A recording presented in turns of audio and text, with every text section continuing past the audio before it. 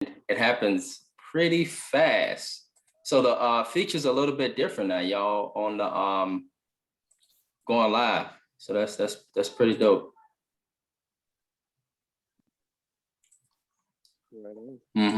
So, all right. So hello and good morning, people. And welcome to the Early Morning Sports Talk podcast. Thank you for tuning in with us this morning as we conversate about the latest sport topics that has touched our minds and our hearts from this past week. It is always a blast every weekend.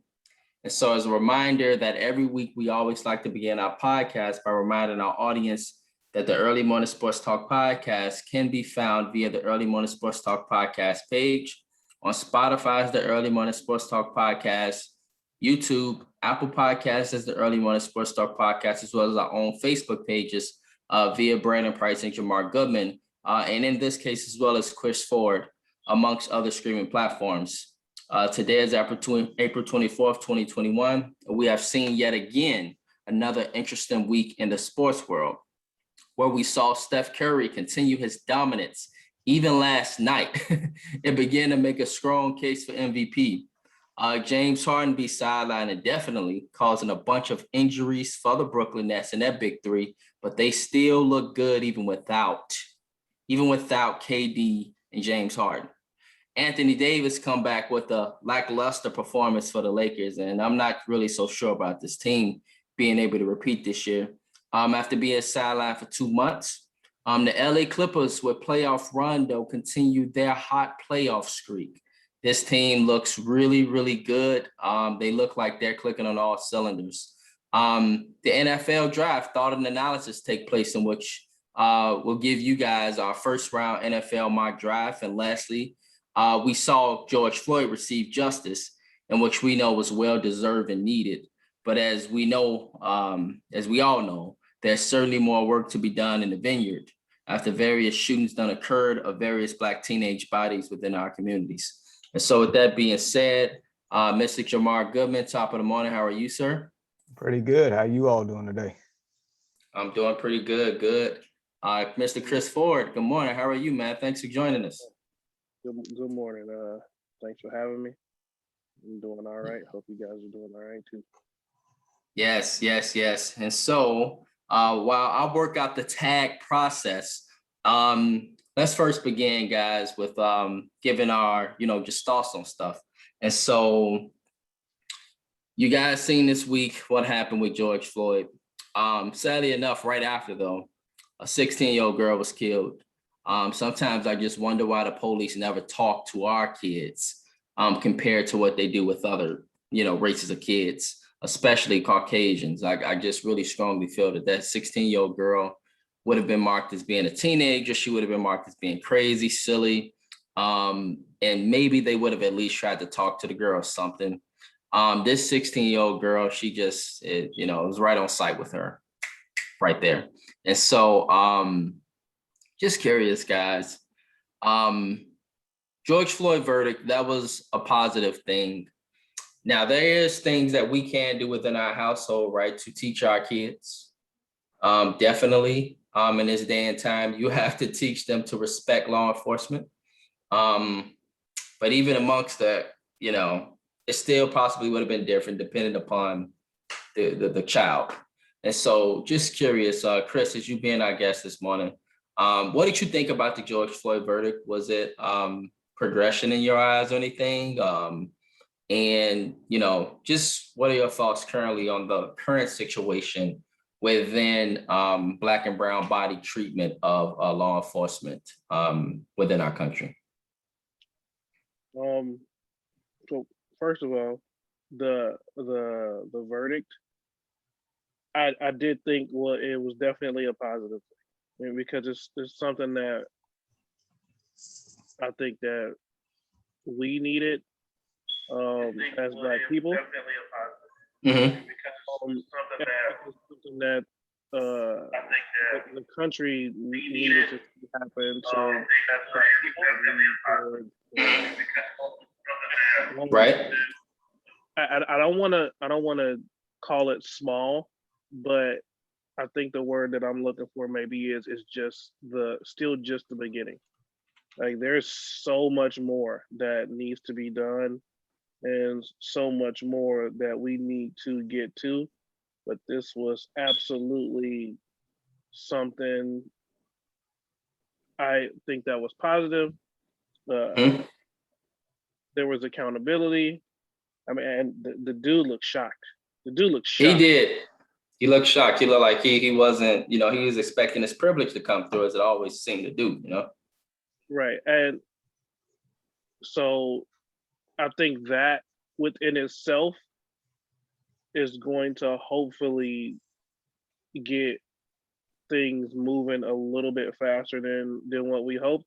I mean, because he took a life, man. He took a life, and he's like, oh my god, I'm going to jail, Right. and so hopefully, you know, praying on it that this leads to, you know, more accountability, you know, less black and brown people being treated differently than others, and hopefully less black and brown people being killed while, you know, uh, for pretty much I don't no reason at all when it could be de-escalated in different ways.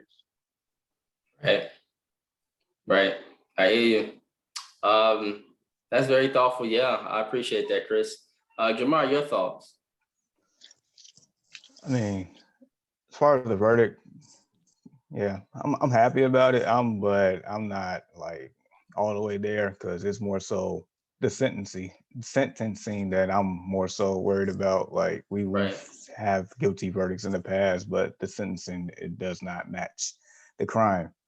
And so I know he won't be sentenced for another 8 weeks or so. Mm-hmm. And to my knowledge, I believe the 3 counts are, what was it, concurrent and not consecutive. So I don't think the sentence is going to be as much as people think. But he did have an Adam Gates face when it was happening. You know, the eyes was all everywhere, like Adam Gates in that press conference with the Jets. It was that's what it was looking like. But just all in all, I mean, it, you know, just mentally tired of all of this, man. It like let me be clear, like these things has been happening for decades, for centuries. It just so happened now with modern technology, you can see it, but Right. it's like my mom, 70 something, going through this, basically seeing the same things that she's seen in this day and age. It's ridiculous, man. I'm exhausted. I'm tired of it. I really am. Yeah, I hear y'all.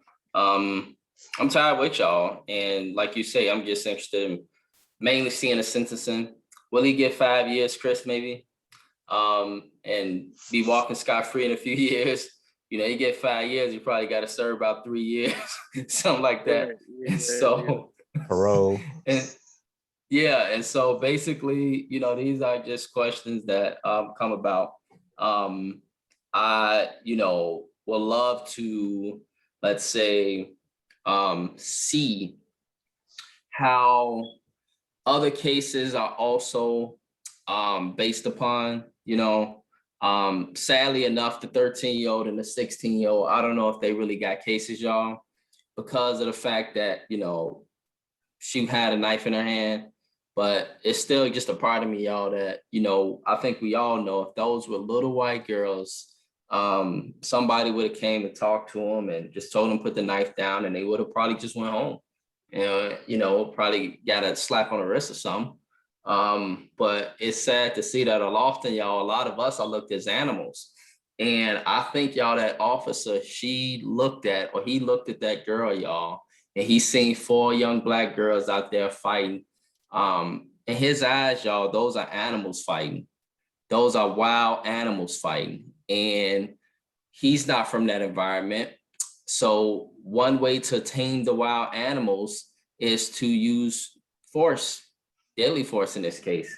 And so, you know, but then another part says, right, y'all, like, what if the little girl would have stabbed the other little girl and killed her? And so, that's the real perspective here. And so these are sad situations. It's a tough situation. We got to learn how, y'all, we got to put this out here on this podcast. We got to train our children up right. We can't allow them to be in harm's way and always expect military style United States police to act in a civil way that is pleasing to us. Just not going to work in most cases. And so it's sad to see. I am happy for the George Floyd verdict, but we got progression definitely as we head forth. And so thank you guys for your thoughts. Let's progress on with the conversation. And so let's now talk some football. All right, guys. And so Chris, we'll have you later on give your thoughts, since you are Indianapolis Colts fan. And the Colts, that's a team that we all know or we feel is right there. And so it's just, pieces here and there with that team. And so we'll ask you, what piece do you feel this team needs in order to make that jump from being a playoff team to a Super Bowl contender or winner? I think they are a Super Bowl contender, in my opinion. Super Bowl winner is a difference, but the team's right there. And so with that being said, guys, me and Jamar Goodman, we have put together an NFL mock draft. And Jamar, you will play GM for the Chicago Bears because I can't do it. I don't have the patience. It's Saturday morning and I'm just beginning my weekend, okay? And so I'll let you deal with the rough stuff.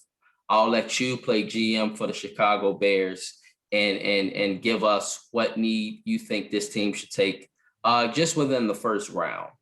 And obviously next week we'll break down what the Bears did this upcoming Thursday. And so with that being said, Jamar, can you begin us with your NFL mock draft? I don't know if you're doing all 31 teams or if you're going through 1 through 20 or 21 or what, but give us your NFL mock draft.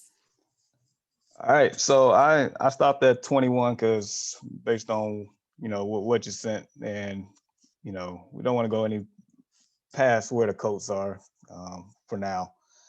All right, so from what I see, me and you have the same first pick, Trevor Lawrence. All right, so from there, I got the Jets taking Zach Wilson second. I got the 49ers taking Mac Jones third. Atlanta taking Trey Lance fourth. Wait, hold up. Did you catch that, Chris? You got Mac Jones going third. Yep, from what I've been hearing, yeah. All right, this guy must be really good. Okay. He's an Alabama quarterback. I really question outside of Jalen Hurts. This is from what I'm hearing. I don't like it, but this is what I'm hearing. Okay, and so you got Mr. Fields going to the Niners, right? I mean to the Jets. Nope. I got Zach Wilson going to the Jets. Oh, Zach Wilson. Okay. All right, I was just asking because I knew you had Zach Wilson. I just wanted to make a point for Justin Fields. Oh, go ahead. Yeah. and so Trey Lance fourth to the Falcons. What's his name? Penei Sewell. Wait, you got Trey Lance above Justin Fields? Based on what I'm hearing, yep. Oh, Jesus Christ. I know. Jamar just keep giving us surprises, y'all. Hey, I'm just letting you know from what I'm hearing. He could be. I think he'll be a good quarterback, Trey Lance. He might be better than most. These small school guys, y'all see guys that don't come from these big name programs, come from a North Dakota or South Dakota and be really great NFL quarterbacks. Yeah, true. I mean, we'll see, but yeah, man, I don't know, man. But yeah, the tackle from Oregon, Sewell, going to Cincinnati at 5. Got Kyle Pitts, who they are deeming basically the second best prospect in this whole entire draft at tight end, going to the Dolphins at 6. Jamar Chase, LSU, to the Lions at 7. Slater, offensive tackle from Northwestern, going to the Panthers at 8. Finally, Justin Fields going to the Broncos at 9. I got. Okay, Denver. Interesting. I mean, they have Yeah, weapons. yeah, They just need a quarterback. very true. J.C. Horn, corner out of South Carolina, going to the Cowboys at 10 because they need all the defensive help. They need help in general. Absolutely. Jalen Phillips, edge rusher from Miami, the U, going to the Okay. Giants at 11. Devontae Smith, wide receiver, Alabama, going to the Eagles at 12. To the Eagles. Patrick Surtain, corner, going to the Chargers at 13. Micah Parsons, linebacker, going to the Vikings at 14. He from Penn State, right? Yep. Yeah, Penn State. Okay. I got Jalen Waddle finally coming off the board to Bill Belichick and them at 15.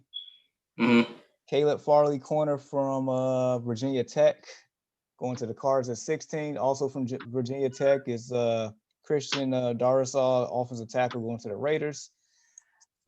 Najee Harris, running back, going to the Dolphins at 18. Oh, you got Najee Harris in the top first. Okay. I always put the running backs at the back part of the Good morning, J Mac. I always put the running backs at the back part of the drive. But Najee Harris does, It's like with them, it's like the Dolphins are in prime position to definitely turn the corner here, and they have a lot of draft picks. And I know running back, they've been okay, but I feel like they can afford to draft one at this spot. It's either them or the Steelers. Which team can outside? The Dolphins got room. Yeah. And so really quick, Zaven Collins, linebacker from Tulsa, going to the football team at 19. All right. And then us at 20. I told you a couple of weeks ago we needed offensive tackle. So I got Taven Jenkins, offensive tackle from Oklahoma State, going to us. And wow. Okay. And then as far as the Colts, I have Christian Barmore, linebacker from Alabama, going to the Colts. So that's what I got thus far. The Colts and the defense need a linebacker, Jamar? They need depth. They don't really have too many holes. So from what I saw, inside linebacker was one of the positions they need depth. Correct me if I'm wrong, Chris, but that's what I saw. Okay. Depth is good. But for the love of all of this football, we need a wide receiver, man. Oh my God. I think that's right. Go ahead, Chris. We need somebody who can go get a ball, go get open. I like the one young guy. I want to Michael Pittman, right? Yeah, I like him. He's fast. He's quick. He can get open. But Ty is on the back end of his career, and after that, it's just who might do something. Maybe it's a maybe. It's not very consistent. I would definitely love for them to draft a wide receiver or two. Somebody who just big, who can just use his size. Somebody who's just super athletic, who can go up and get a ball, man. Guys like that are very valuable, and we absolutely need somebody like that. Yeah. I'm praying for a couple of wide receivers. Okay. And that's interesting. Jamar, you are the guru, and you mentioned the Colts need a linebacker. I'm scratching my head at you this morning. So and it's out of love, brother. Here's my thing, because in the first round, like those three wide receivers between Smith, Chase, and Waddle, like those the three studs there. So you can get wide receivers a dime a dozen later on in the draft. Basically, it's a great wide receiver from Florida too, right? Outside of the tight end, Kyle Pitts. I'm just saying, it's a number of great wide receivers. It's guys out of Minnesota. It's guys out of South Carolina.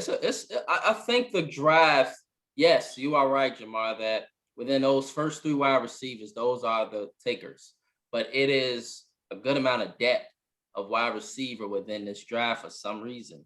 And of course, we know it's quarterback driven, especially within the first 10 to 12 picks of this draft.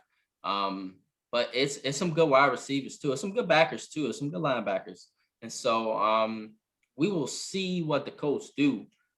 You guys both got very interesting takes. In which hey,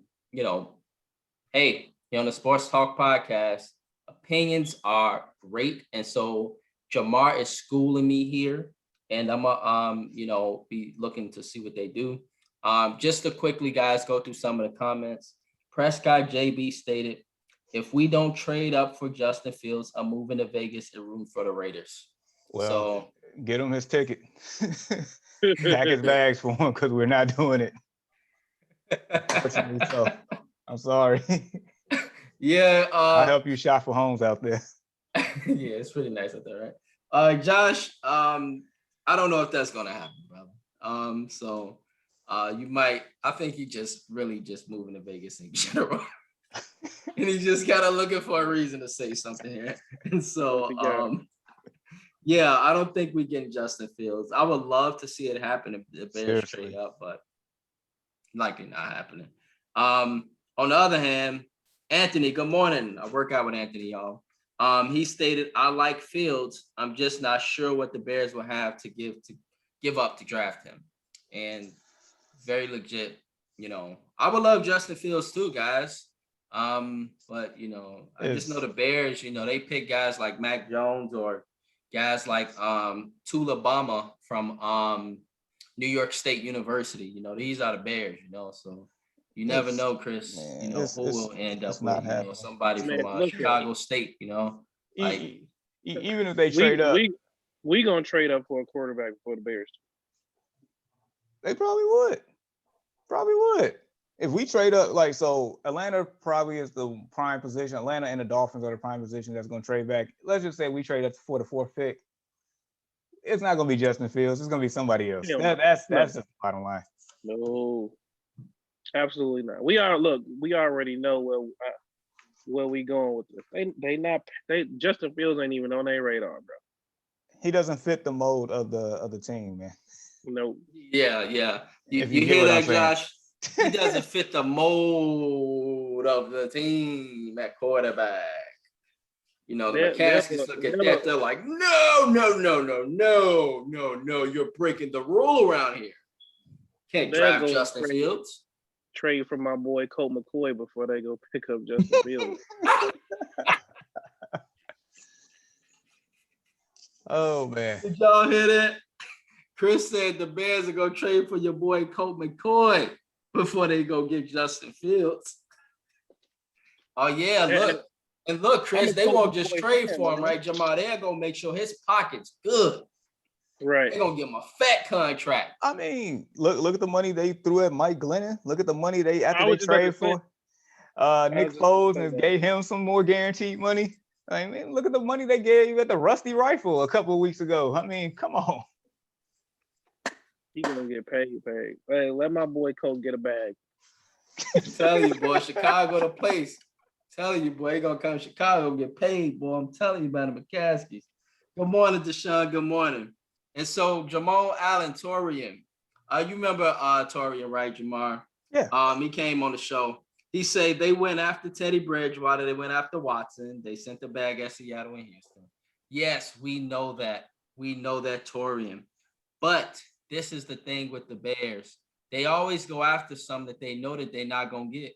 They just doing that to satisfy people like me and you to make it look like they want to do this or do that. But they know damn well that they weren't going to get him. They went after him. Hold on. All right, so let's bring it back to Teddy Bridgewater. So yes, the Bears look like they should have signed him, and then all of a sudden they reached the impasse, and just like he just walks out the door, and then like maybe a few hours later he signs with the Carolina Panthers. They had no problem giving him the money, and it looked like they ain't even giving much money at all. So I don't know if it was for show or some egos happened, but they had their opportunity, they blew it. They didn't pay him right. They didn't give him what he wanted. I mean, I don't. If they really wanted to, they would. That's how I feel about it. Right. Yeah, that's legit. Um, and so, you know, If you can get that type of money to Mike Glennon, you can get that type of money to Teddy Bridgewater. That's Facts. damn. very facts, absolutely, absolutely. And Torian, when you say he didn't want to compete, okay, he didn't want to compete. But Torian got his inside sources. He stated that Carolina offered more money than Chicago.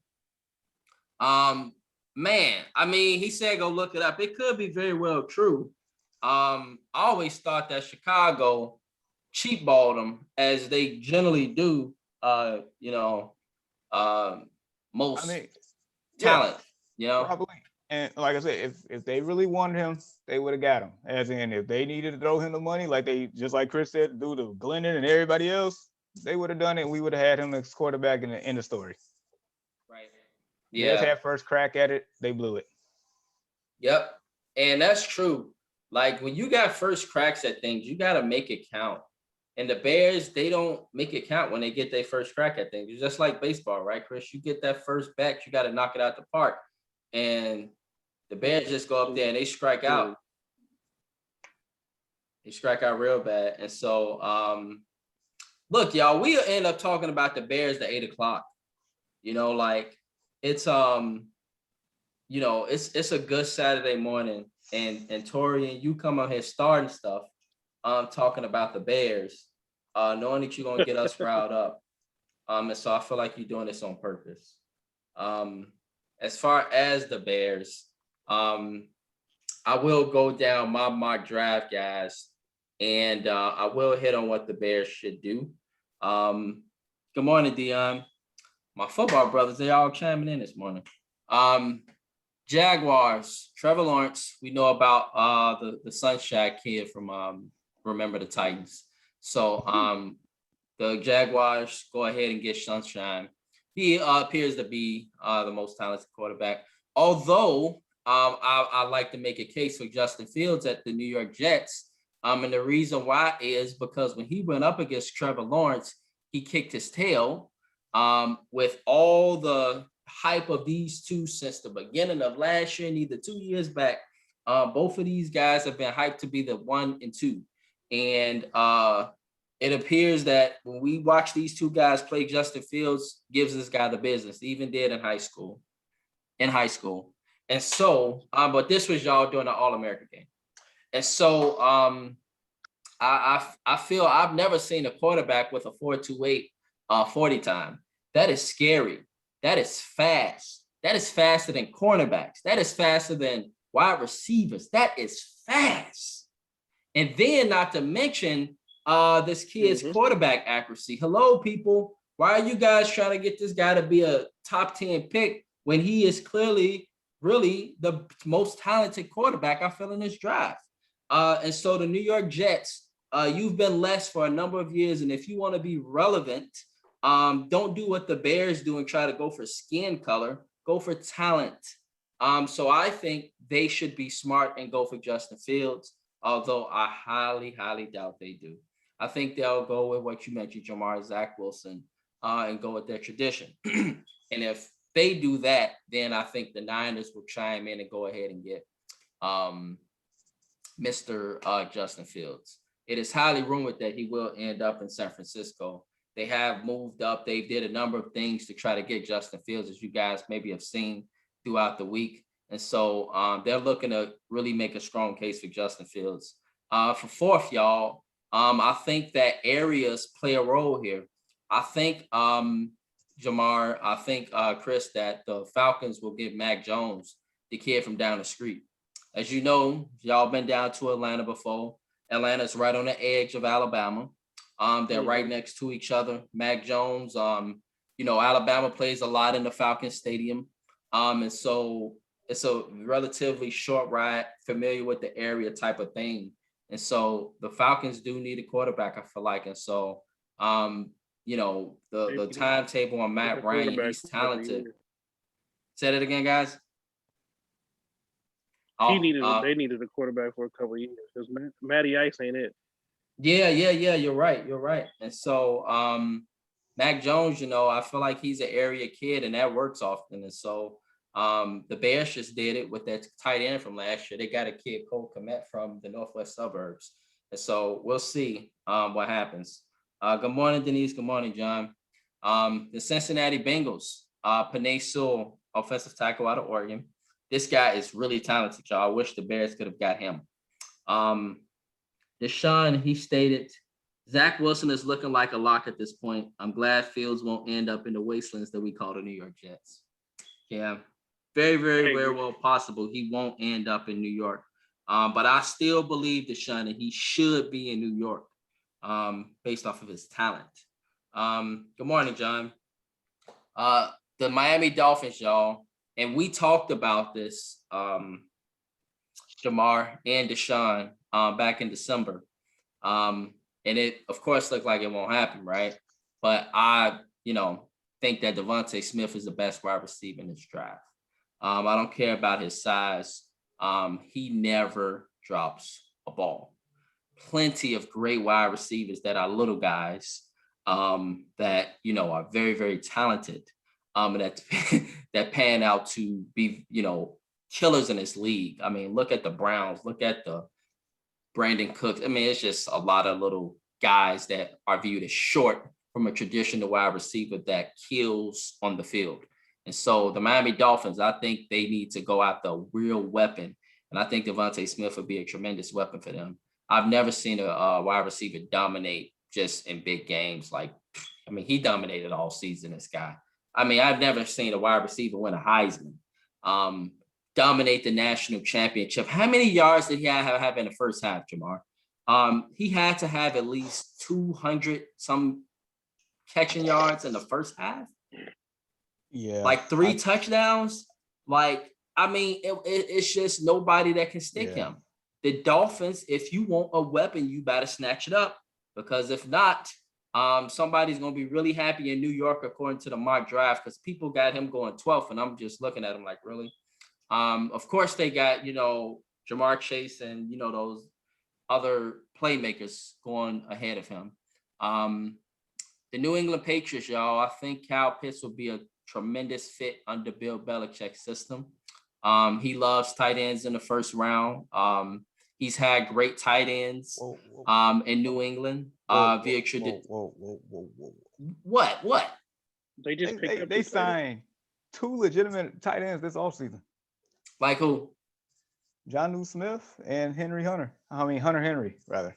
Okay. I kind of maybe I kind of dropped the ball on that one then. But hey, so what? The Bears go draft. That's what it comes back to, huh? No, I'm proving my point here. The Bears last year had how many tight ends, Jamar? 10? So you should never, ever be out of tight ends. The Bears had 10 tight ends on their roster last year. So New England, it shouldn't hurt them at all to have 10 tight ends on their drive. Well, in this case, 3. So, 3 tight ends. I think, tight ends. Yeah, he's a playmaker, guys. And so, you pair him up with Hunter Henry. This could be very dangerous, right, guys? This could give Cam Newton numerous weapons, okay? And so Cam Newton will have to run the football as he did the whole season last year, but preferably during the first half. And he had I felt like he had a low-key Pro Bowl season up to at least week 10 or something like that. The guy was doing pretty good running that rock, and he ran the rock and won them a number of games just by running the football. But you can never have unlimited weapons, Jamar, in the NFL in this pass-happy league. And so, yes, I'm going to go with Kyle Pitts, even though Hunter Henry is a great tight end. Carolina Panthers. Patrick Surtain, his dad was a beast, as y'all know, in the NFL. And so Carolina, I think, can shore up their defense because they just got quarterback help. And so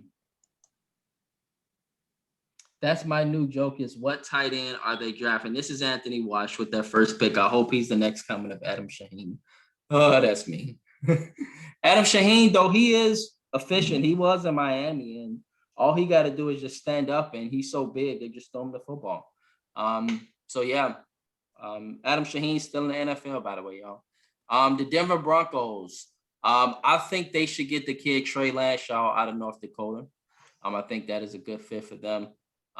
They do need help at the quarterback position.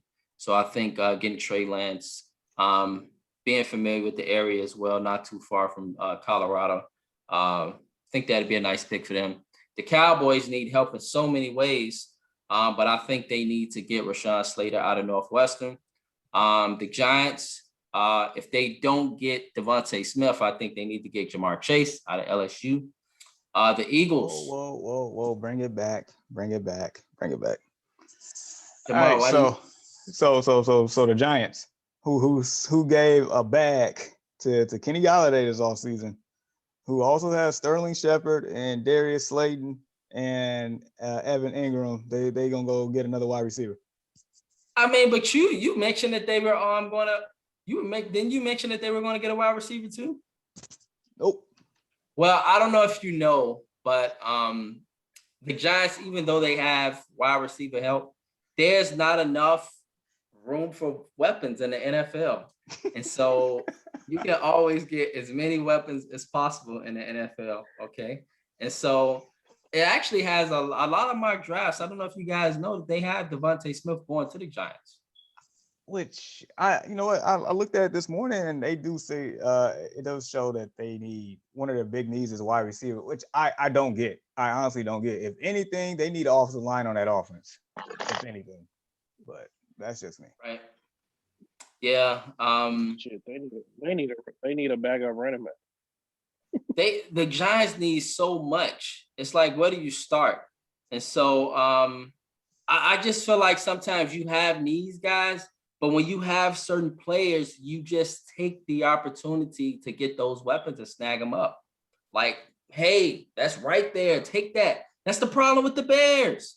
The Bears think just like you, Jamar. They're like, oh no, we have all these people here at this position, so let's not just go ahead and take this weapon.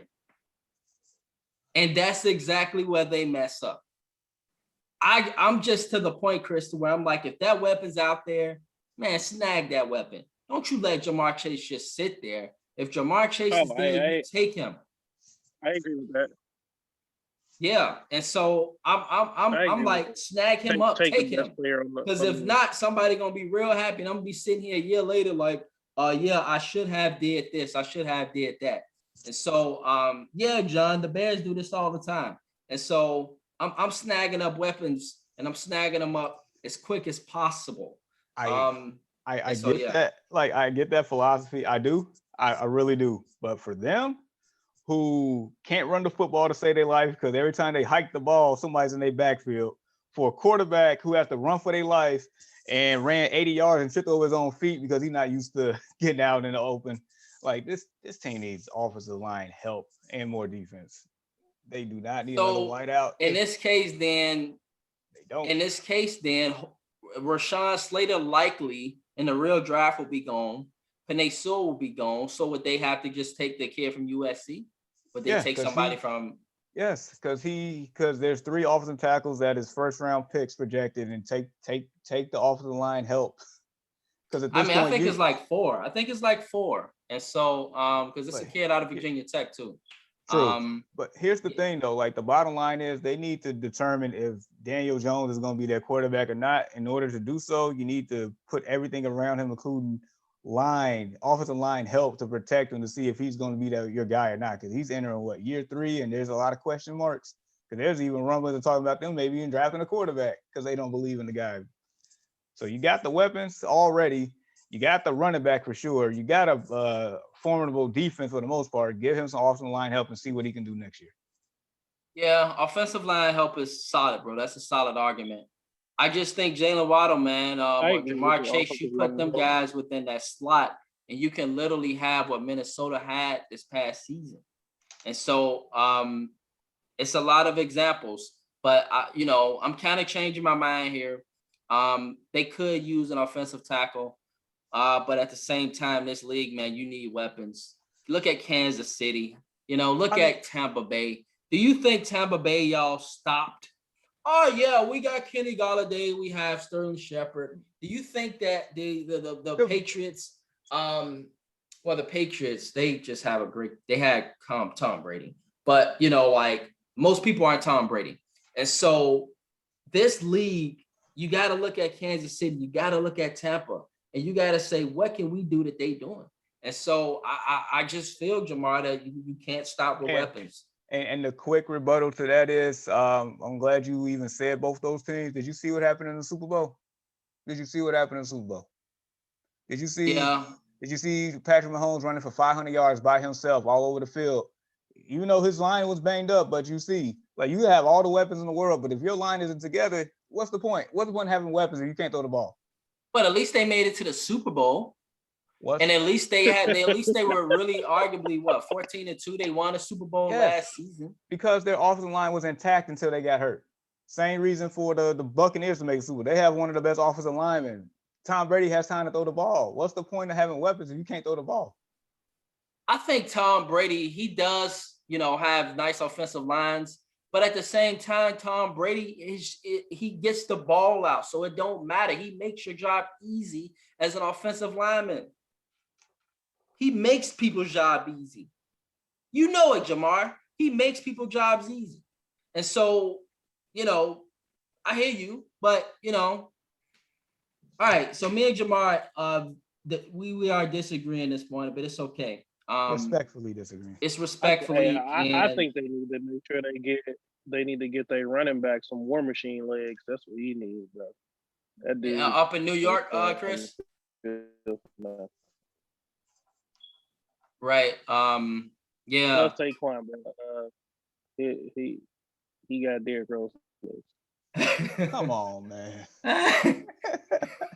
He is very injury prone, but he's very talented, man. I mean, dude is a beast. I mean, you literally, I think, Jamar, you win, because when I think of Saquon Barkley in this case, he needs somebody to block for him, and the quarterback, needs somebody, to block for him too.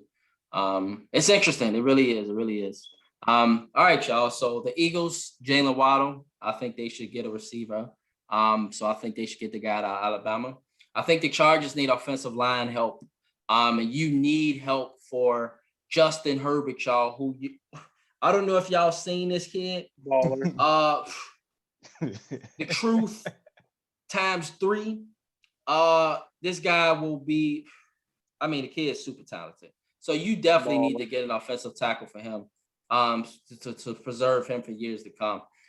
Minnesota, young defense, and they need help, obviously, in that defense. That linebackers are getting old. So I think they should get Micah Parsons out of Penn State. Detroit, they need help in so many ways.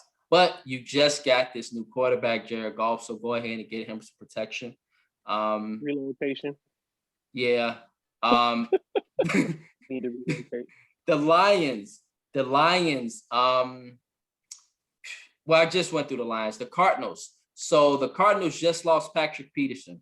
So in this case, you got to replace that greatness. And so I say they go after Joe Horn's boy, J.C. Horn out of South Carolina. The Raiders, I don't mind them getting a linebacker. And this kid is nasty. Out of Notre Dame, had one of the best seasons of linebackers, although they have a great linebacker tradition in their history. And so the Raiders could use a linebacker. The Dolphins, I think they have so many pieces that they can fill, but I was thinking that they could go for a safety, but I think this kid, Jermaine Davis, he is like a Khalil Mack type, y'all. Watch this kid's highlight type. I watched it, and he was dominating in the SEC.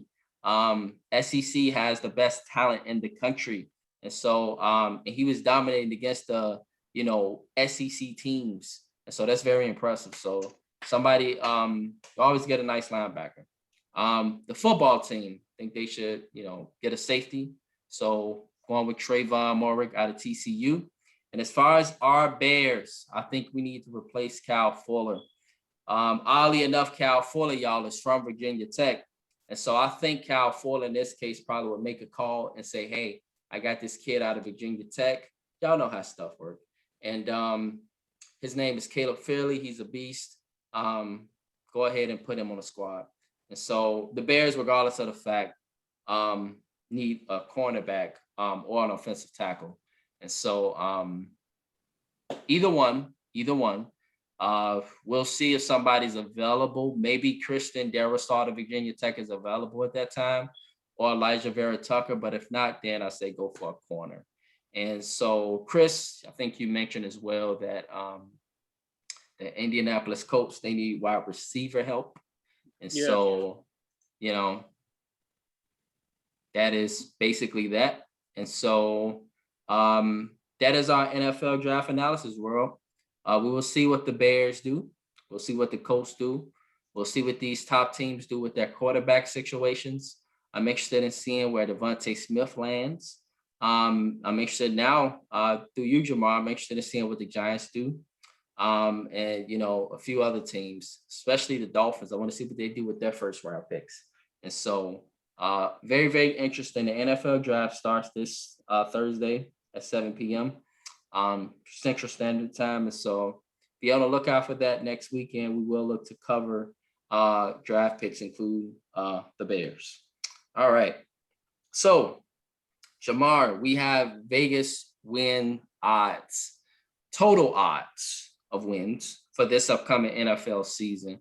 And so, Jamar, can you inform the people of the Vegas odds and let us know if you agree or disagree, or what you agree or disagree with? All right. Give me 1 second. I'll pull it up and we will go from there. All right. So,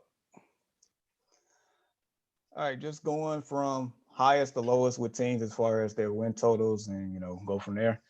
So they got Kansas City winning 12 games, Tampa 11.5, Baltimore, Green Bay 11, Buffalo and the Rams 10.5, Cleveland, Indy, San Fran, Seattle 10, Dallas, New Orleans, and Tennessee 9.5, Chargers, Dolphins, Patriots, Pitt at 9, those Vikings at 8.5, Arizona, Las Vegas, and the football team at 8, the Panthers, the Broncos, and our Bears 7.5, Atlanta, Giants, Philly at 7, Cincinnati 6.5, Jacksonville, the Jets at 6, and Detroit and Houston 5.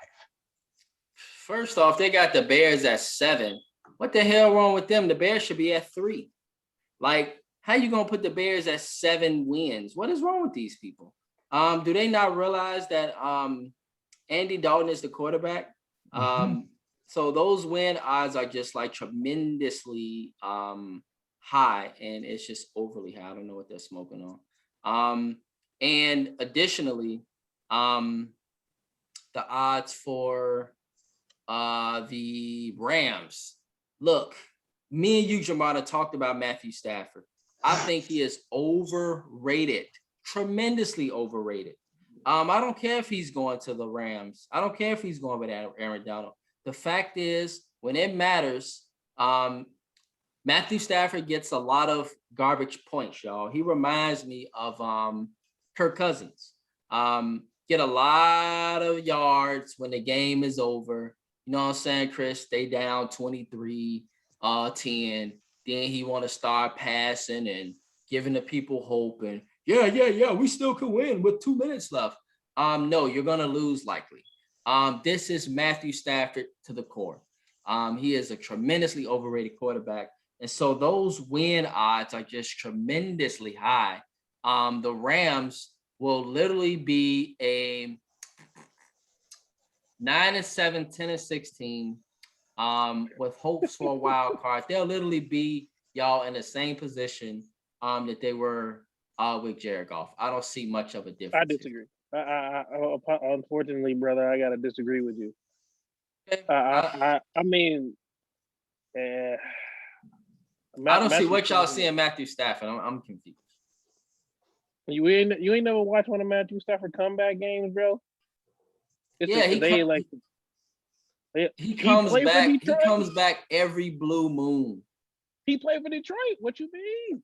They ain't got no choice but to come back. They ain't never in no league.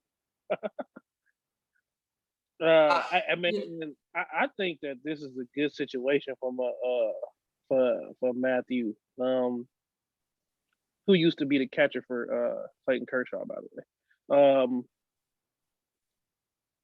I think that he gonna do well there. I think that they got a shot, man, with him. He's smart. I think he does smart things. I think he knows when to run, when to pass. You know, when good changes in the offense. I think it's gonna be good for him. um, I can't wait to watch the Rams this year because I promise you now, Chris, you are on my hit list. You When know, they get whooped, I promise you, I will remind you and Jamar every moment because you guys are Right. jumping on this bandwagon, Look. and I think that guy is so over. look, all right. Time for me for my 2 cents. I let you talk long enough on this one. All right, so just so you know, before I even get into the Vegas odds, since 2011, Matthew Stafford leads the NFL in let's see, But 19, garbage yards, that's what he's 19 the fourth NFL. quarter comebacks and 22 game-winning drives. Leads the NFL. And okay, so and now for the Vegas odds, I'm definitely taking over. I'm taking over. I don't know what you've been looking at. You might have probably been brainwashed watching the Bears and then comparing that to the Lions, and we like winning the same. I get it. But look, first off, you compared that man to Kirk Cousins, empty calorie Yeah. Kirk Cousins, zero sugar Kirk Cousins, who can't do anything. That is the most valueless, like just complain BS quarterback in the whole NFL. He BS'd his way to a fully guaranteed contract. He is not a winner. He just put up stats. That's your stat machine right there, Kirk Cousins. That's Matthew Stafford. No, he's not. You're describing Matthew No, he's Stafford. not. No, he's not. Absolutely not. He is not.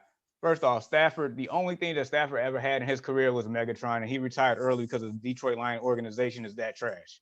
Just like Barry Sanders retired 20 years ago before him early because that organization is that trash. So Matthew Stafford has Megatron and what? Nothing. And they probably got. He had plenty of weapons in Detroit. Yeah. What cars? They got that. They got a bunch of cars in Detroit. No, he's had a number of wide Fords. receivers. Who? What? Yes, the Lions. That's one thing they've had is receivers.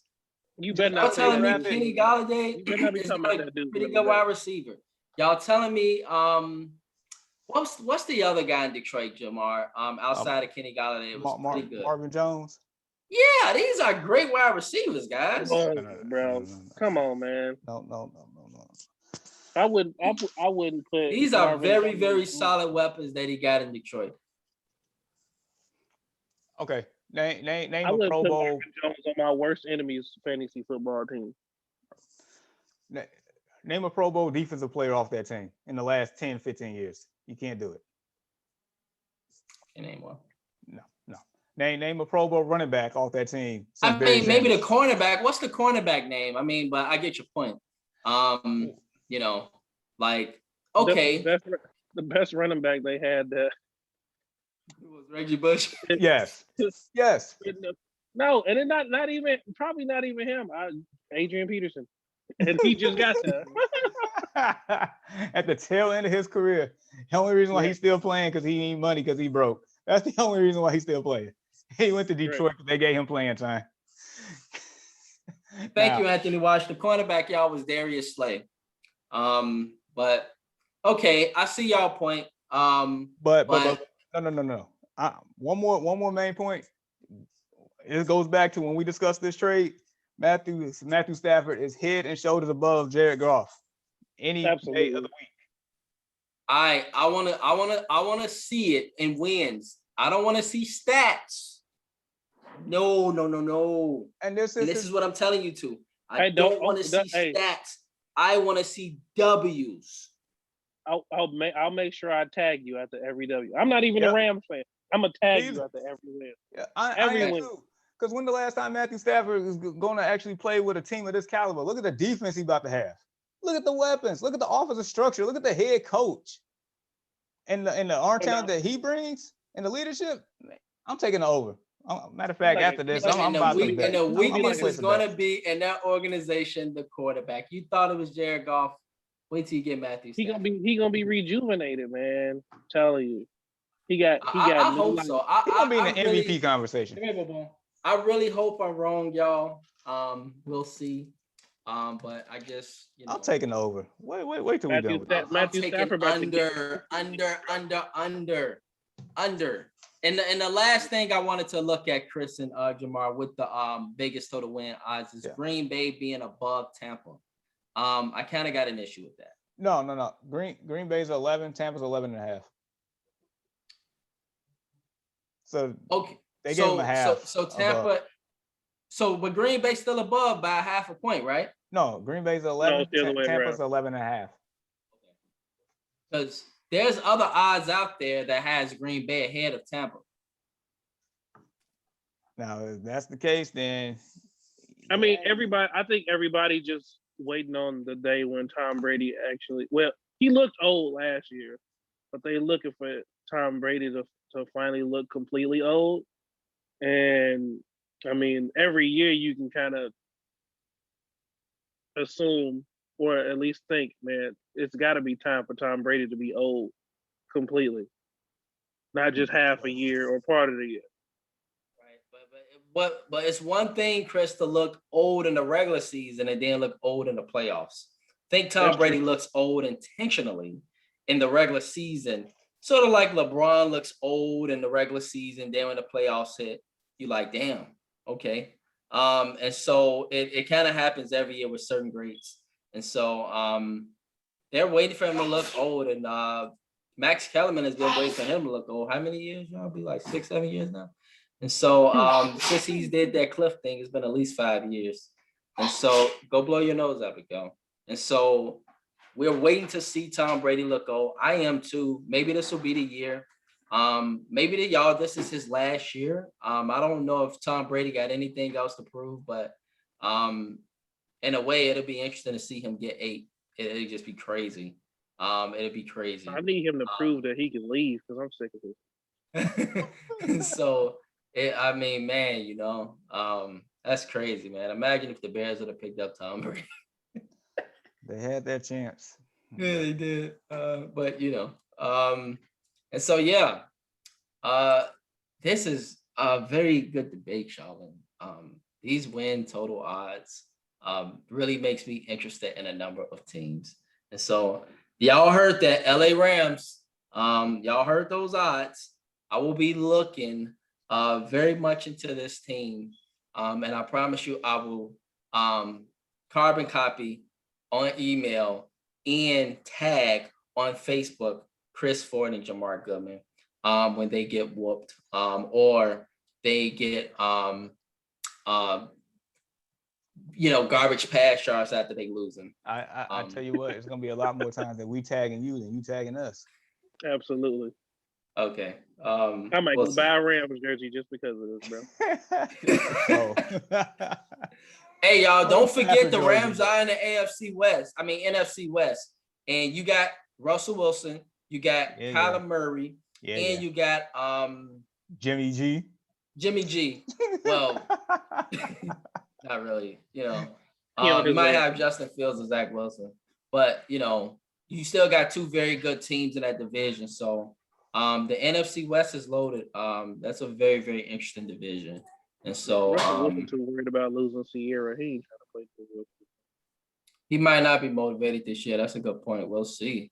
But all right, fellas, the NFL definitely got us going. So let's now talk some NBA. And so let's begin with the Brooklyn Nets. Just curious, guys. With the Brooklyn Nets being injury riddled, as we learned this week that James Harden is now out indefinitely, and Kevin Durant is sidelined due to a left thigh contusion. Could the Brooklyn Nets lose out on a clear opportunity to win an NBA championship this season? And so, Jamar, let's begin with you. Oh boy, man, oh man, oh man. I mean, I hear basically every day, Stephen A. and Max Kellerman debate this about, the health of this team and blah, blah, blah. So KD needs to be there for them to get to the finals. KD and James Harden needs to be there for them to win it. It's like you got to have Kevin Durant and James Harden out there. Like Kyrie, like I appreciate you, dog, but Kyrie and whomever with just those two, it's not getting it done. It's just not. I don't see it. Kyrie is not a leader amongst men, obviously. When the next time he's gonna be out for personal reasons? When Like Kyrie the type that'll miss the Kyrie the type that'll miss a playoff game just to do it. Just cause, man. Just cause he the sky is gray. I don't feel like playing. Yeah, the earth is flat and he wanted to go explore. Man. No, in all seriousness, I think they might be blowing this a little out of proportion. I think they just more so these guys are just, just double and triple checking to make sure that these guys are healthy and rested for the playoffs at this point. Absolutely. They just did what LeBron and them did. Pretty much. We're basketball players. We play basketball. We done all had high ankle sprains. It don't take that long to come back from a high ankle sprain. Not at all. They just do. LeBron needed some rest. He in year 17.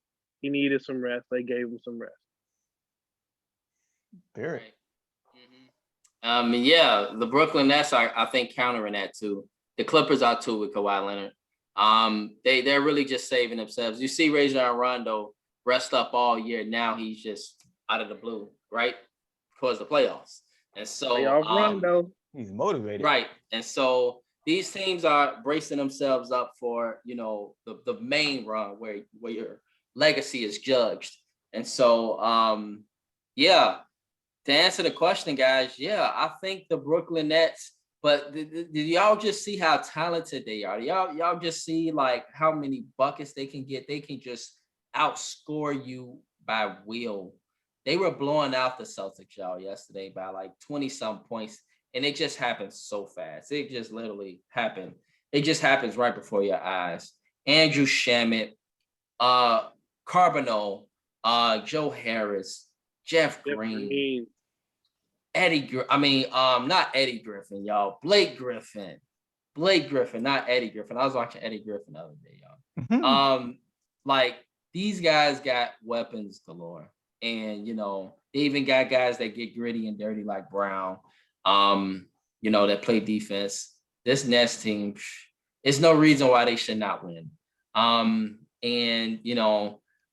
It will definitely depend on a matchup. I do think some teams will give them some hell. One of those teams, y'all, will be the New York Knicks. I don't know if y'all seen the rejuvenation of your boy Derrick Rose. Everybody thought he was done. That boy is the truth and a half. Yes, sir. Yes, sir. D Rose, legend out there balling. I'm talking about Tom Thibodeau. I'm talking about he got them boys in New York. They ain't breathing. I'm talking about he all on their back. They are playing defense. He's screaming the whole game like Tibbs is back. And so he got the Knicks competing hard. And he'll take a timeout in the middle of a game to slow you down. that lets you know Tibbs mean business.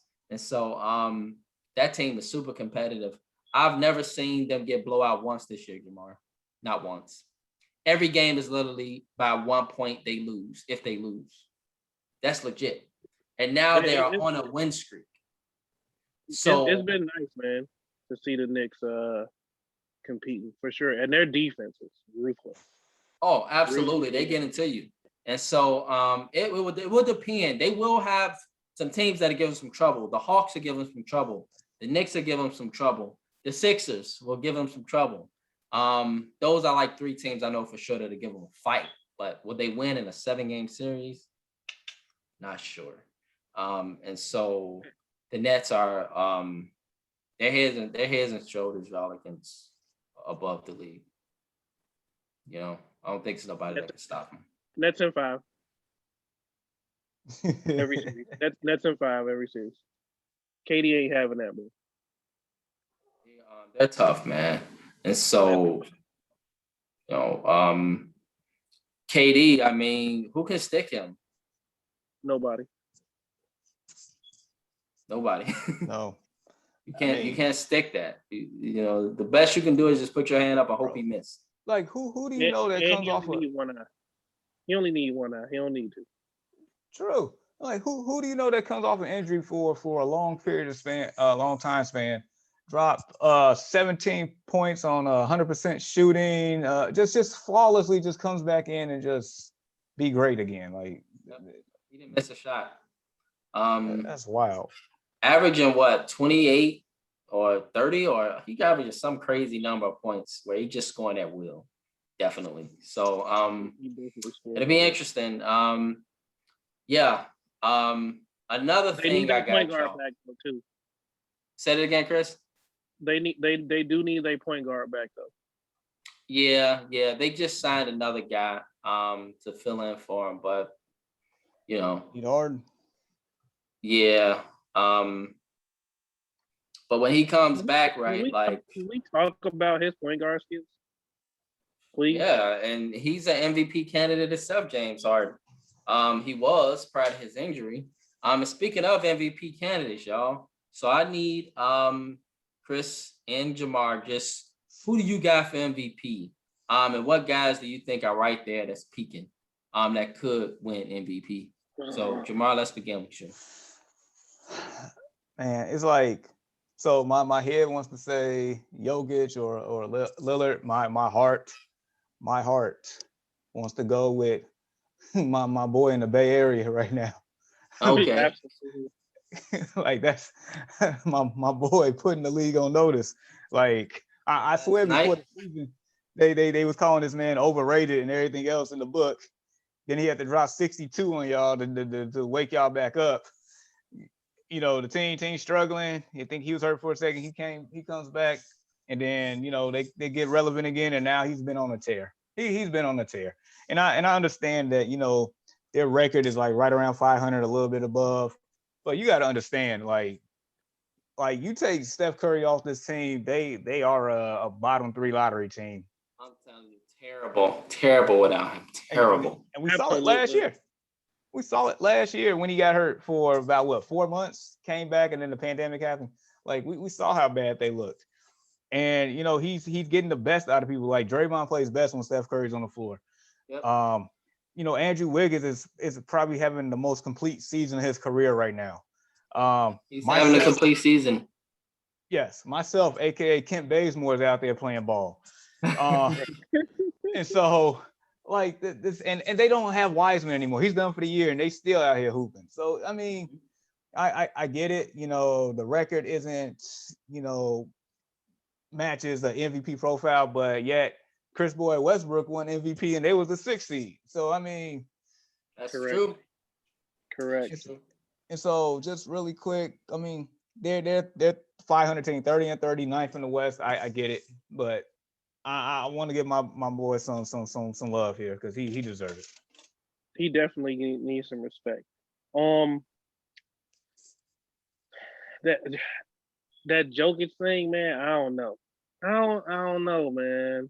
Really, y'all know if in April he's averaging a triple-double, y'all, with 25 plus points. Nobody's ever done that. Not even Shaq. Last night, he only got me 6 rebounds and 6 assists. He played like a baby. Yeah, he was terrible last night, but outside of that, y'all. Hey, no, for real though. I think he definitely the front runner. We got to think about it. He definitely the front runner, especially because Joel Embiid got hurt and he missed some time, so he definitely the front runner. I still think you got to put Joel Embiid in there somewhere. Yeah. Hey, I people talk about him all the time. Dude is incredible, incredible in all facets of the game. Incredible when it comes to basketball, man. And the one thing I love about Joel Embiid the most, man, is his confidence. I love his confidence, man. he know he good and he gonna show it to you, Mhm. whichever way he have. Lillard for sure. Um, I think is on that list. I think you definitely got to put James Harden there. Just to be able to switch your game up like that and turn yourself into an elite point guard when you Right. are elite scorer. I feel like that's incredible. Incredible. And so you mentioned point guard, and why y'all both disrespecting this point guard? Y'all know who I'm talking about. Chris Paul? Yes. What Oh about man, Chris you not Paul for MVP? He deserves some man, consideration, y'all. This he better team, go Phoenix, has never take been relevant in how many years? And then when he comes, now they are literally top 3 in the West. Arguably, they fight with LA back and forth for the second seed. They interchanging with each other. And so they are not too far from Utah either. Like Phoenix is a legitly good basketball team. And so I think Chris Paul definitely deserves some consideration for MVP too, y'all. I mean, yeah, yeah. Yeah. Come I, on, Jamal. Really? yeah. You don't think he deserves really? I almost did this to you, but I didn't want to be disrespectful. Come on, man. I'm He playing. deserves some type of I know. votes. No, I'm I not mean, saying he should win, but he deserves some votes. He really no, do. no. People sleep on Chris Paul. That's a shame. He could On be he could be in the top 10. oh, on a No, serious top 5. on a serious note, I mean, Is he deserves consideration. I mean, if that's the case, I mean, Donovan Mitchell deserves consideration. They're the number one like record in the league. Giannis, I mean, he should be in the conversation. I mean, He's above Giannis. Pandemic P should be in the conversation. He's above Pandemic P, although Pandemic P has been hooping lately, y'all. I mean, this is going to be the most wide open MVP race that we've seen in a long time. That's wide open. It definitely is. That's a very good point. And that's because of all the injuries. How many games are the Warriors back from being in the playoffs? Right now, I think they are 10th, like a middle seed. Yeah, they're ninth. Okay, ninth. Okay, and they're one game back behind Memphis for the 8th slot. Right, because I know Memphis is 29 and 28, in that 8th, and so yeah, it is legitimately close in the West, and it's coming down to the mark, y'all. We got 14 more games before the regular season ends, so we are literally talking 2-3 weeks away from the playoffs. And so Stephen Curry's been incredible. Yeah, he has. And so yeah, Steph Curry, Chris Paul deserves some type of consideration. Giannis and the Bucks have been hot lately. That is a very good point, Jamar. And they blew out the Sixers the other day. Milwaukee, boy, I'm telling you, they look, it's an odd year to where we didn't think that they could win the East, but boy, I'm telling y'all, I'm trying to put that out there. They are looking tough. Hey, and so I would want to play. I would not want to play Milwaukee in the playoffs. I wouldn't want to play Boston either, though. Boston, yeah, but the problem with Boston, y'all, is they back up point guard. I don't even know if he should be in the NBA. They back up point guards terrible, and they don't. I don't know what's going on with Boston. All the talent they got, they just. I see your point though, Chris, because talent can just wake up one day, and that's the problem with Boston. Like, you know what I'm saying, Jamar? That sleeping giant can just wake up one day, and before you know it, like you got a problem on your hands if they just start hitting buckets. Last year, I was feeling it. I wasn't going to admit that, but I was with you. Like, secretly, how good Boston was last year. This year, man, something ain't right in that locker room. Something's not right. It's off with all the talent they got. But I don't think they like Jason Tatum. Maybe his game is nice, but it's just like I don't know if it's conducive for like a team to win. I'm gonna label this. I'm giving this 4-letter word: soft. They feel soft to me. They don't have that physicality anymore. They don't. And Tristan Thompson. I don't think Jason Tatum fits with, or they don't. They got Kemba, they got Jalen, I watched a playoff game for them last year, and they were literally just not giving Jason Tatum the ball. Like he was open, and I'm like, why aren't they giving Jason Tatum the ball? He's probably the most talented player on the floor, and they just kept skipping over him, and they were in the game. It was crazy to me. I don't think He they. I don't shoots. He a hog. He like a Tracy McGrady, just shoot all day. Hey, leave my look, boy T-Mac out of this, hey, man. I know. Don't yeah, get me wrong. He's a legend, but Okay, you know, okay. did shoot a lot of You shots. you got two big time T-Mac fans on this podcast right now. yeah, No, bro. I'm a big T Mac fan too, y'all. I love me some T Mac, but I'm telling you, he did shoot the ball a lot, and so Jason Tatum is a great talent too, and will possibly be a Hall of Famer one day. But he just, you know, it's crazy. And so, Anthony Walsh, opening day for baseball and softball. Okay, gotta go. Take it easy. Let's talk more about Stafford underrated thing later. Yeah, definitely. And then 5-letter word from Prescott, JB Soft with the SAWFT. And so, yeah, you know, Boston, man, we got to see what they do. They are, you know, it's just like you say, Chris, one day a sleeping giant can awaken. You be like, damn, we got to deal with them as an AC. Not your traditional AC with all that talent. So, you know, probably won't be a walk in the park for the Nets or whomever. Let's see. We talked about the MVP. We talked about the Nets. Let's talk quickly, y'all. We will be ending soon, world. With Mr. Playoff Rajon Rondo, now part of the LA Clippers team. And y'all, this team looks dangerous, and they look like a team I expected them to be now. As pending health, this is my team, and I'm putting this out here, world, to represent the Western Conference in the NBA Finals. And this has been my pick, y'all, since the beginning of the season. Remember, Jamar. Does this team look like it is set to make a serious championship run, even with pandemic P? I think so. This for sure. This is something about playoff Rondo that just bring out the best in you, man. That changed that whole team. It's huge, man, huge. Jamar, what you smirking for? Oh, nothing. Because they got because of pandemic P. I know what it is, man, and I get it. You gotta know what Paul George you're gonna get, and you don't know what Paul George you're gonna get. I think though that I think he changed his mindset. I think he did. He talked a lot about Changed that. Man, huh? He's a changed man.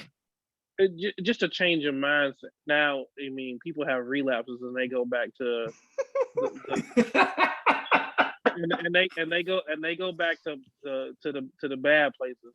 But the dude seemed like he got his head on straight this year. It really does seem like a different person. Like so I'm a sports bettor, and I put Paul George on my bets often, and he's often come through. He seemed like a change dude.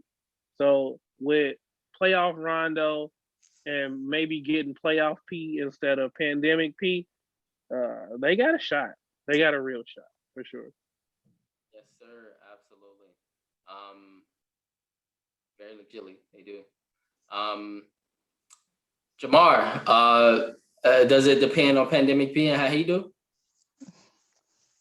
Absolutely. So once the signing happened or whatnot, or the trade rather, like I went on Facebook and I'm like, I think I said something of the sort of playoff Rondo is going to show Paul George how to be playoff P. Because remember, he deemed himself playoff P a few years ago in OKC, and it went all downhill since then. He hasn't recovered from that at all in the playoffs. And the crazy thing is, he just has to be himself that he is right now. That's all it is. All he got to do. He's talented as hell.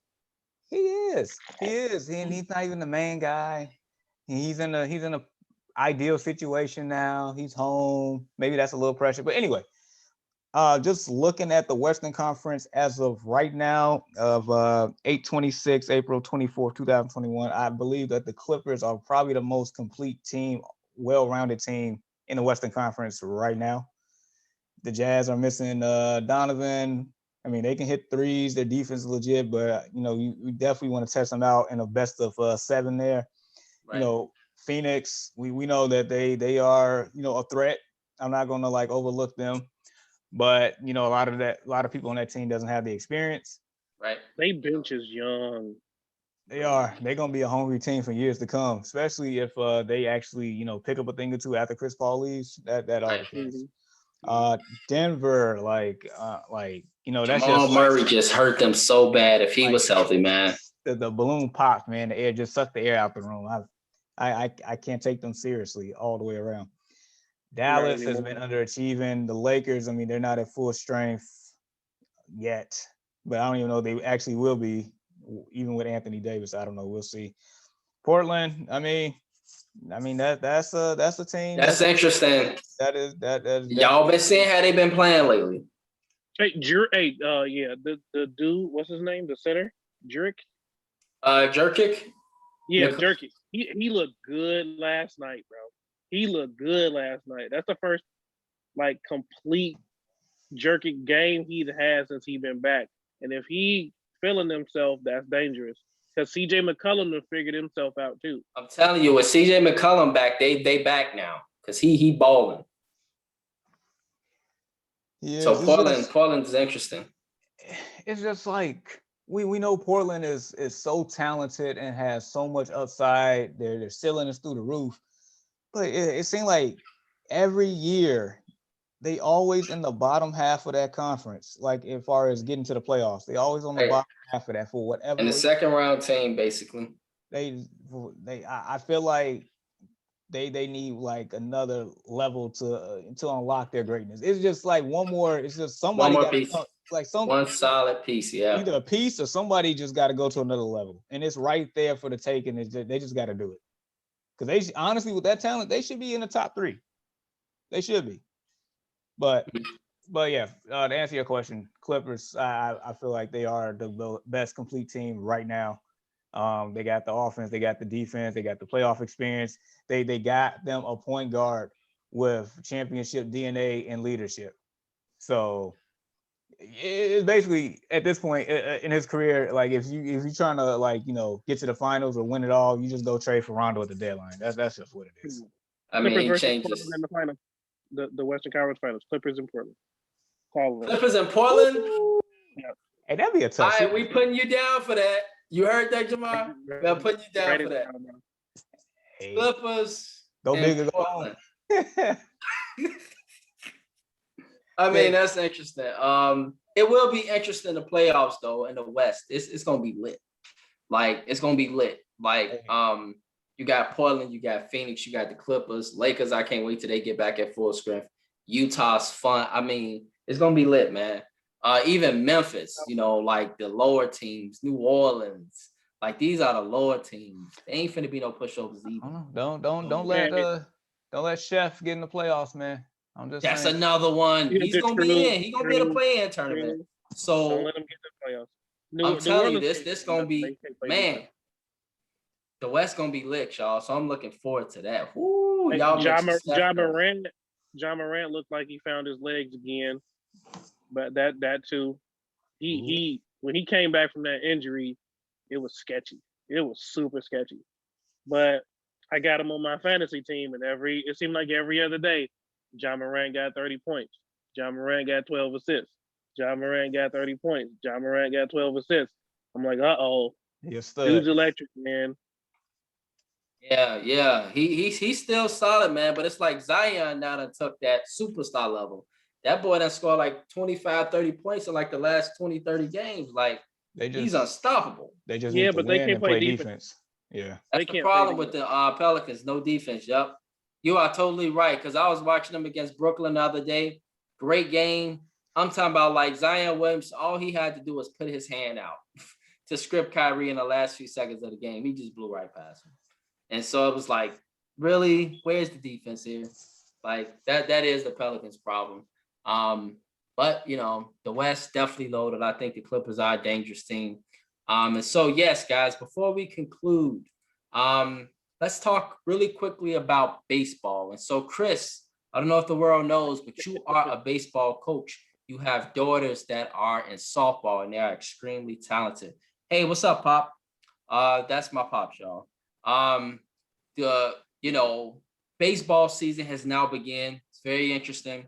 The White Sox are a little above. I think they're 10-9. The Cubs, although without no hitting in the most part of the season, and you throw one pitch for the Cubs, you can strike out their whole team. They are 10-9. And so the Cubs are like not as bad maybe as I thought they would be. And so just curious, guys, can you give me a team that you are most surprised by and which team you are most disappointed in? And it doesn't have to be one team. And so, Chris, since you are a baseball coach, you have daughters that are in the game and you watch baseball and played it before. School us on some baseball here. Okay, I got you. So, teams that I'm most disappointed in. Mm-hmm. I can tell you right now, on the top of that list is the White Sox. Good one, because I thought they'd be better. Absolutely. And for me, the Tony La Russa signing, I thought it was a terrible idea. I thought it was a terrible idea. Those guys are way too young. They out of his realm of thinking. I believe they like to have fun, and they look bad. They should be running through their division. No, the crazy part though, Chris, they're now first place in the division now. No, they're a game and a half out.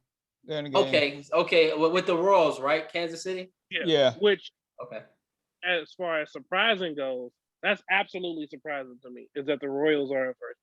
I thought it would be Minnesota and the White Sox, and then the Royals crept up in there. The Royals have been good. Also for me, that's been really disappointing is the Angels. I really thought the Angels were going to be a whole lot better. Everybody always talked about Mike Trout and how he's one of the greatest of all time.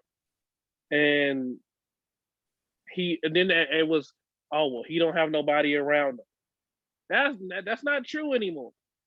And Mike Trout. I mean, he been all right, but they ain't been great. And my one thing about Mike Trout is that he don't bring winning. He don't bring winning. That's my whole point. He's so overrated. He's as overrated as Matthew Stafford, and they both in LA. What an oxymoron! Talent wise, he unbelievable. But I just think he don't bring winning. And it's baseball. It's a little different because you got to count on 8 other guys. But still, like some players just bring out the best in other players. And like I don't Mookie think Betts, right? Yeah, Mookie. Oh, don't get me started on Mookie, bro. Mm-hmm. Mookie is wins championships. So, surprising for me, definitely Boston. I didn't expect them to be at the top of their division, especially with the Yankees and that. Now they're disappointing. That was my disappointing. Yeah. The young Toronto team I thought was going to be a lot better with Vlad's son, Craig Biggio's son. I thought they would be better. I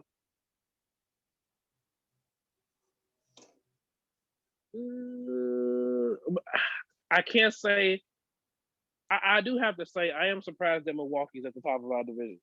I thought it would be the Cardinals, and I thought Milwaukee would be somewhere behind us in Cincinnati. And I mean, we kicked their butts last night, but they're 11-8, and that's super surprising to me. It's been very interesting this year with baseball.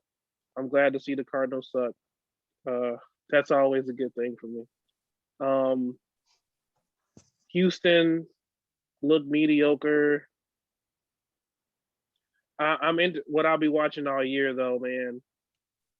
Is the Dodgers and the Padres. Every time they play. Dodgers are killing it. every time they play, I'm gonna be watching the Dodgers and the Padres. A lot of Fernando talent on that Tatis, field, isn't it? absolutely, man.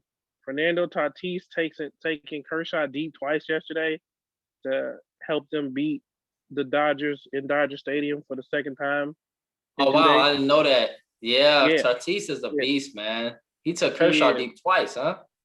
Yeah, deep, Okay. deep, deep. It was good. And you Hmm. know, you got the Mookie Betts catching that game to save the game. So I mean, honestly, it looked like that the Padres gonna be able to compete. Because if it wasn't for that catch that Mookie Betts made at the end of that game, they win that game. If that ball hits the ground, they score for sure and win that game. He saved that game. And they just beat him twice in a row. It's gonna be interesting. I like it. Wow, But wow, what an before I analysis, go, Chris.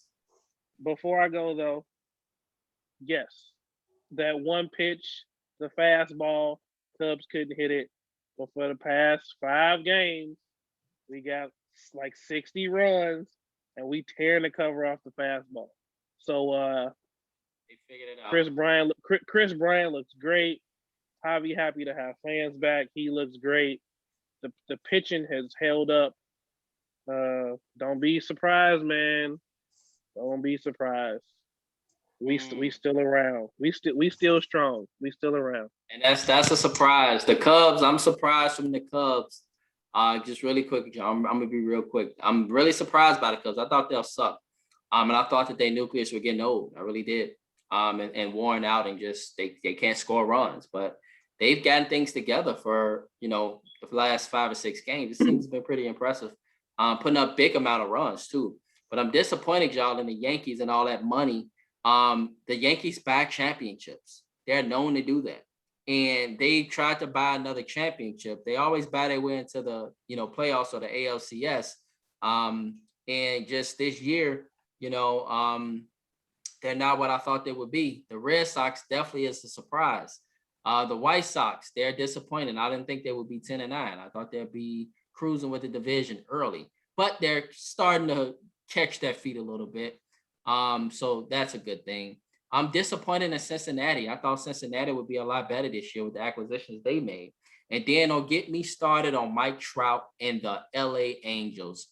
Overrated, all the money he's paid, white privilege to the core. He's garbage. He's a good individual player. He does not win championships.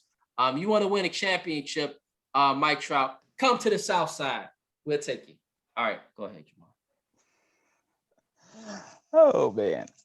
All right, so I just want to point out, like for the White Sox, they're the only one in the division with a plus differential between points scored and points allowed. They're plus 16. Everybody else is negative. So that lets me know that pitching, which has been our issue for the past few years, and I thought it would have been a lot better this year thus far, but it's not. Maybe it get itself together. I don't know, but our bats will keep us alive for the most part. But yeah, we should have been a lot better than this off the gate. Yeah, the Yankees. I agree with you all. I'm sitting here waking up today, tied for last place in the division. Let me mention the whole NL East, bro. Like, what's really going on? Didn't the Mets spend a lot of money this offseason? Then the Phillies signed like Bryce Harper to a big contract a few years ago. Then the Braves like revamp themselves to be better. Then when the Nats just in the World Series a couple years ago, like it's looking real pathetic over there. Like Jamar, it's like it's some about the N in the East, the NFC East, NFC Least, and the NL East. Y'all notice that? Dude, it's that Atlantic coast over there. I don't know. I don't know what's going on over there. But man. yes, like something got to give, bro. I'm just looking for that team to just sprout out and be great. But nobody wants. Let's be just be so. Atlanta's got a lot of injuries going on. Okay. So that's playing a part in it. Once they get healthy, I expect them to run away with that. Because one of my new favorite players, Ronald Acuna Jr., who's a baller, is off to a great start. Albies is injured. They got some injured pitchers, but I absolutely expect them to run away with this once they get healthy. All right, so they cold-blooded though. All right, so the Braves is the clear-cut favorite in this division once healthy, right? Absolutely. Okay. I All right. I wasn't sure what they expect from that division, but I'll take your word for it. I'll be looking out for them this year. Matter of fact, so the San Francisco Giants, is this a fluke or what? Because honestly, Good. I don't remember the Giants being really relevant since they had that left-handed ace of I don't know, a few years ago. I don't Bumgarner. remember. Huh? Yeah, you talking about Madison Bumgarner? Yeah, it's Yeah, been a he while. plays for the Arrows. Yeah. So, they got some they've got some rejuvenation going on over there. The bats are okay. Mhm. They got a Legends grandson on their team who's a baller. Mike, I can never say his last name. Yastrzemski.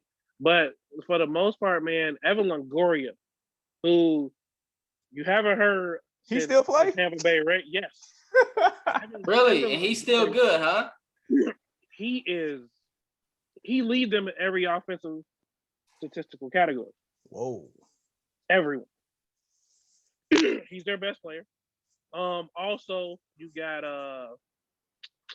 what's his name? My boy. Buster Posey. When you got Okay, Buster he's still in Posey, San Fran. Okay. yeah, when you got Buster Posey behind the plate, man, you get the best out of your pitching, and he's healthy, and Buster Posey can call a game behind the plate just as good as anybody and everybody I ever seen, man. I love Buster. Buster. The Buster Posey effect is what I think it is for the most part. Okay. He and this is the difference between like Buster Posey and Mike Trout. Buster Posey brings championships, and it's proven. Yeah. He makes his team play better. Mhm. Mike Trout might play great, but his teammates don't play up to his level. Buster Posey brings the best out of his pitchers, his offense, and his team. Mm.